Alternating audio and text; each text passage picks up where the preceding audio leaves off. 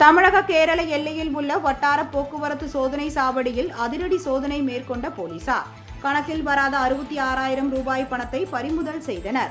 தமிழக கேரள எல்லையான பொள்ளாச்சியை அடுத்த கோபாலபுரத்தில் வட்டார போக்குவரத்து அலுவலக சோதனை சாவடி உள்ளது.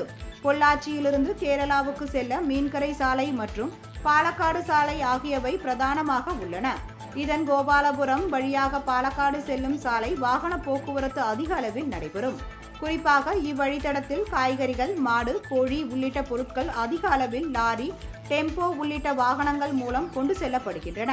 மேலும் சுற்றுலா பயணிகளின் வாகனங்களும் அதிக அளவில் இந்த வழித்தடத்தில் செல்கின்றன.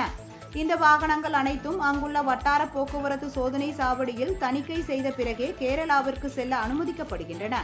இந்நிலையில் சோதனை சாவடியில் முறைகேடுகள் நடைபெறுவதாக அந்த புகார்களை அடுத்து லஞ்ச ஒழிப்புத்துறை போலீசார் சோதனை சாவடியில் அதிரடி சோதனை மேற்கொண்டனர்.